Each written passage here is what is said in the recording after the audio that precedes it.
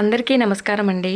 మన వారాహి అమ్మకి నమస్కారం చేసుకుంటూ అమ్మవారి అనుగ్రహంతో అందరూ సంతోషంగా ఉండాలి అని ఆ తల్లిని మనస్ఫూర్తిగా వేడుకుంటూ మీ అందరికీ కూడా అమ్మవారి అనుగ్రహము ఆమె చల్లని చూపు లభించాలి అని ఆ తల్లిని మనస్ఫూర్తిగా మీ అందరి తరపున నేను వేడుకుంటూ ఇవాల్టి వీడియోని అయితే స్టార్ట్ చేస్తున్నాను. ఇక ఇవాల్టి వీడియోలో మనం ఆషాఢ గుప్త నవరాత్రులు అనేటివి ఎప్పటి నుంచి మొదలు పెట్టాలి అన్న విషయం గురించి ఈరోజు వీడియోలో తెలుసుకోబోతున్నాం. అయితే 2026 సంవత్సరంలో జూలై 14 నుంచి కూడా ఆషాఢ గుప్త నవరాత్రులు అనేటివి మొదలవుతున్నాయన్న సంగతి చాలామందికి తెలిసిన విషయమే.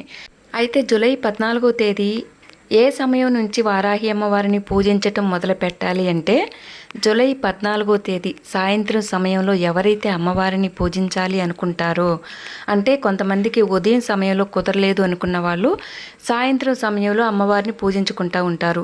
అలాంటి వారికి జూలై 14వ తేదీ సాయంత్రం సమయంలో అమ్మవారిని పూజించటం మొదలు పెట్టవచ్చు. అలా కాకుండా బ్రహ్మ ముహూర్తంలో అమ్మవారిని పూజించటం మొదలు పెట్టాలనుకున్న వాళ్ళకి జూలై 15వ తేదీ బుధవారం రోజు చాలా మంచిది. ఇలా 9 రోజుల పాటు ఆషాఢ గుప్త నవరాత్రులలో వారాహి అమ్మవారిని ముఖ్యంగా మనము చాలామంది పూజిస్తూ ఉంటారు.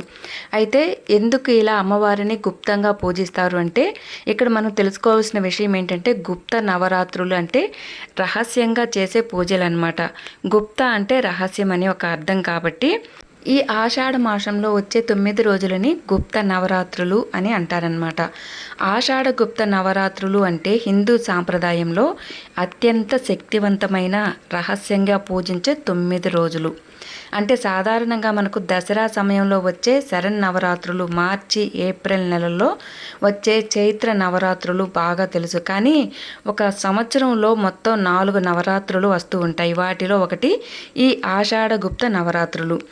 మామూలుగా శరన్నవరాత్రుల్లాగా వీటిని అందరూ బహిరంగంగా పండుగ వాతావరణంలాగా జరుపుకోరు.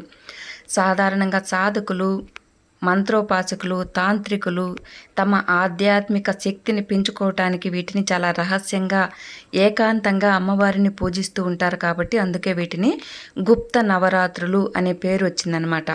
అయితే నకారక శక్తులు అనేటివి మనకి ఇంట్లో ఉంటూ వాటితో మనకు అనారోగ్య సమస్యలతో బాధపడుతూ ఇంట్లో ఎప్పుడు కష్టాలు అనేటివి ఎదుర్కొంటూ ఉంటారు. అలాంటి వారు కూడా అమ్మవారిని ఈ నవరాత్రుల్లో అంటే ఈ గుప్త నవరాత్రుల్లో అమ్మవారిని భక్తి శ్రద్ధలతో గనక పూజించినట్లయితే వారికి అలాంటి కష్టాలన్నీ కూడా తీరిపోతాయని చెప్పేసి అనుకుంటూ ఉంటారు. అంటే నకారక శక్తులు అనేటివి కూడా అమ్మవారు వాటి నుంచి దూరం చేసి మనకు ఆరోగ్యం ప్రసాదిస్తుంది. కాబట్టి ఈ ఆషాఢ గుప్త నవరాత్రులు మనకు ఎవరైతే ఇబ్బందులు పడుతూ ఉంటారో అలాంటి వాళ్ళు చేసుకోవచ్చు అనేది ఒక గట్టి నమ్మకం.